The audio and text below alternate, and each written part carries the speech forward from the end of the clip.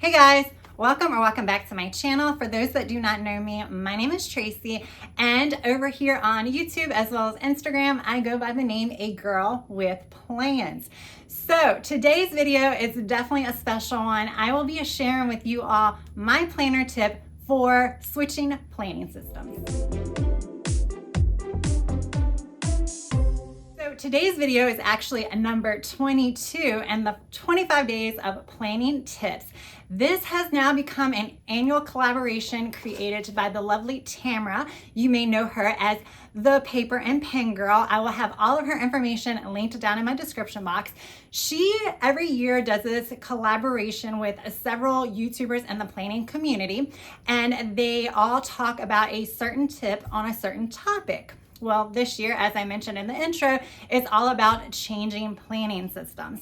There is a playlist because, like I said, this is day 22, which means there are 21 videos that have already been posted. If you missed any of those at all, you can definitely check out the playlist. I will have the link to the playlist in my description box as well.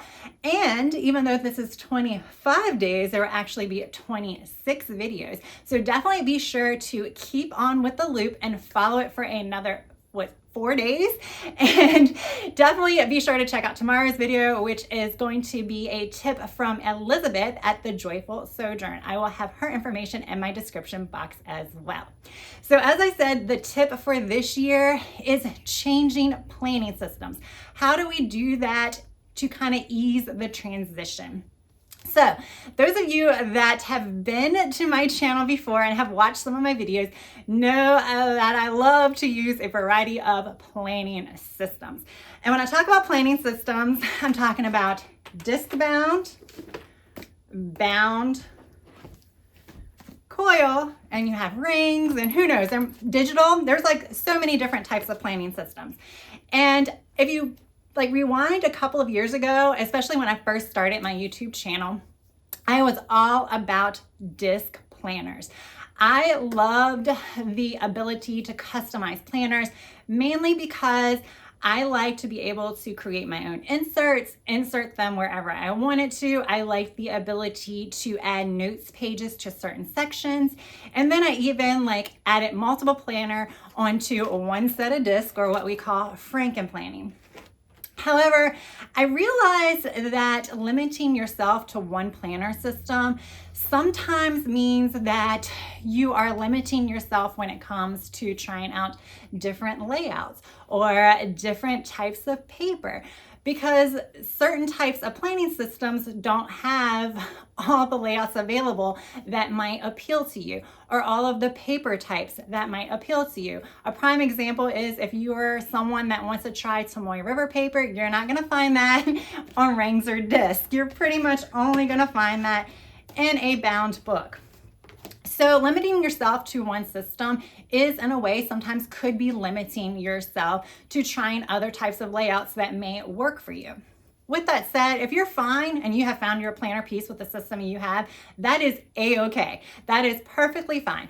But if you're still trying to find that planner piece or semi-planner piece, then maybe it is time to think about some of those other planning systems. And I will say, there was a lot of anxiety surrounding switching from a disc planner for me to switch into another planner.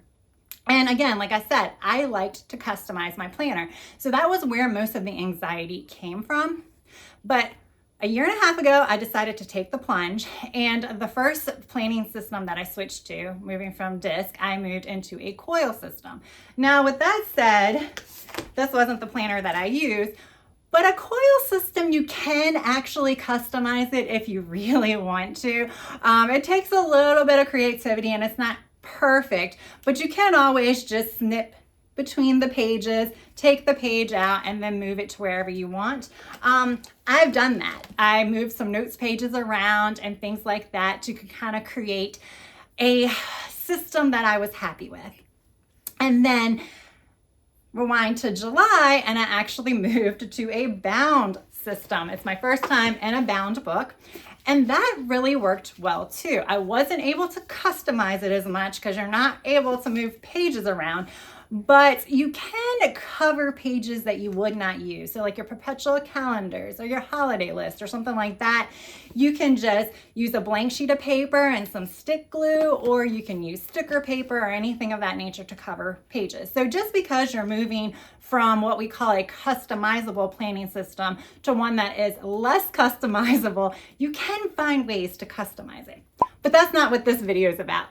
What I'm going to share is the one thing that I found out recently that makes the transition between planning systems, or at least it made the transition between planning systems a whole lot easier for me.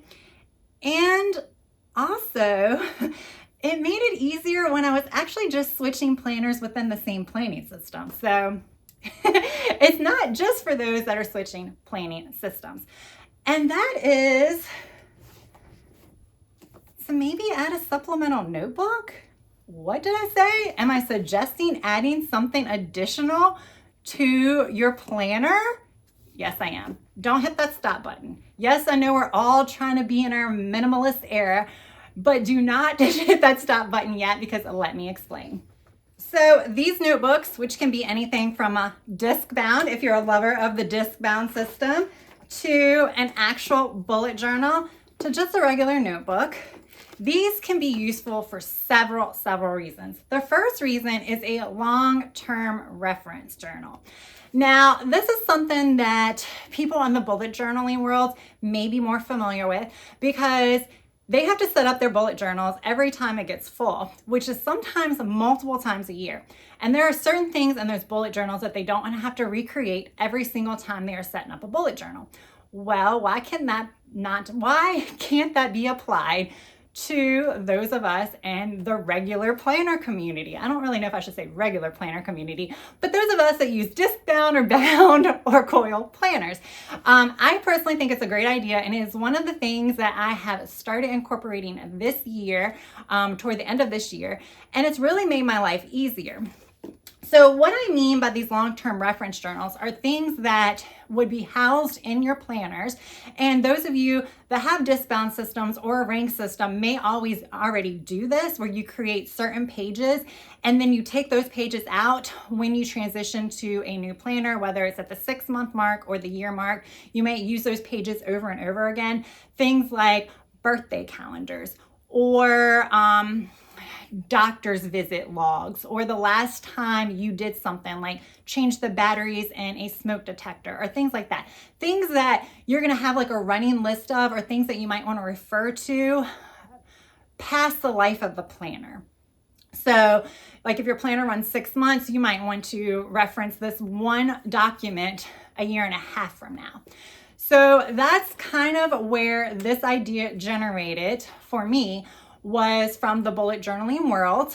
So I actually have several of these because I am someone that needs to have planners or notebooks for different functions. I can't house it all in different areas. I do have the disc bound, and I do have this, as well as a regular notebook. Now this one, I will show you a top-down version so you can kind of see what I have created. But right now, it's a work in progress. And the reason why I did go with the disc bound system is because I was not sure exactly what type of information would go in here. I know some of the things I want to go in here, but I feel like I'm going to be continuously getting ideas and putting them in here. And I wanted to have the ability to move them around and to divide them how I wanted to. So that is the reason why I went with the disc bound system. I will say, this notebook does not stay with my planner. It goes on my bookshelf. I really only reference this particular notebook when I am setting up my planner for the month. I might need to reference it at some other point throughout the month, but it's very intermittent. So it didn't really need to be portable. I used the junior size because I had everything here to make one. But it doesn't really need to be portable for me, because this is a reference journal that I'm going to use at home, and I'm going to use it when I'm pulling out my regular planner. Something that could go in your reference journal that like I said, I like to keep everything separate. So I created my own journal, is I created a fitness and wellness journal, and I just used a bullet journal for this. And I'm using this to keep like body metrics, like body weight, measurements, things like that.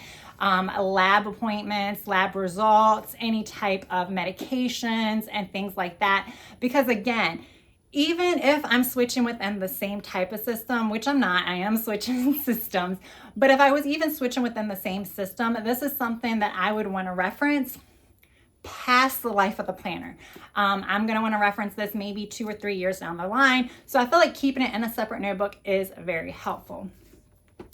However, the other thing I do want to talk about, because we're talking about this as changing planning systems, is I had a planning system that I thought I was going to keep in 2025 for my social media planner. I was like, I'm never going to move away from a disc bound system for that because I needed the ability to customize. Well, in 2025, I'm actually moving to one of these. So not only am I moving away from the disc system, but I'm going very small. This is like, it has some daily pages in it, so I do have room. But in order to kind of ease some of the anxiety that I was talking about earlier with losing the ability to customize, I am adding a notebook. And when you have covers, which a lot of us do buy covers for our planners, a lot of covers will have pockets on both sides, and it's an easy way to store notebooks, especially that are the same size or smaller than your planner. Like this is a thin little notebook, so you can put this on a classic size cover on the opposite sides of your planner if you want to keep this with it. But for this, I just have a week's size notebook. Obviously, I haven't started using this yet because it's going to be for 2025. But the idea behind this is if there are things that when I was using the disc-bound system that I would want to write down or brainstorm, this is a 6-month planner that I will be using starting in January. So if there are things that I would want to capture that I might want to reference in August or September, then I can put them in this notebook.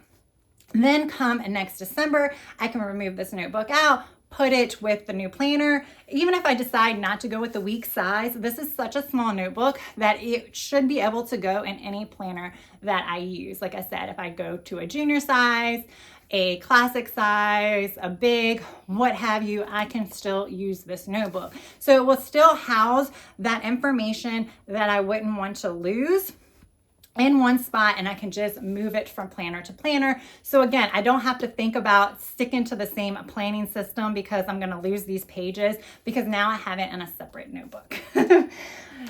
So that's it. What do you think? I told you it wasn't so bad. And like I said, I feel like this tip is good for switching between planning systems. So if you're going from a disc bound to now a bound, you can add a supplemental notebook to kind of keep that information separate, and that way you won't necessarily lose it or have to recreate it every time you're starting a new planning system. But I also think it's very helpful for moving between planners within the planning system. And that also includes your disc bound and your ring systems, because sometimes it can be a little tedious creating the same planning pages over and over. So I hope you enjoyed this particular video. I hope you got something out of this tip.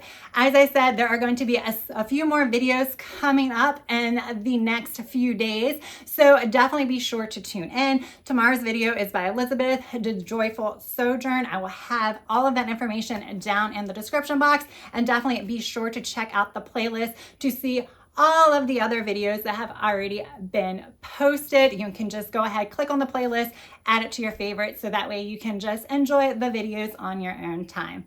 If you are new to my channel, I would love it if you would think about sticking around and hitting that subscribe button. And if you enjoyed this particular video, please hit that like button. All right, guys, thank you so much for taking time out of your day on this holiday season. If you do celebrate the holidays, I would like to wish you all happy holidays. And until next time, I hope you have a good rest of your day, evening, or night.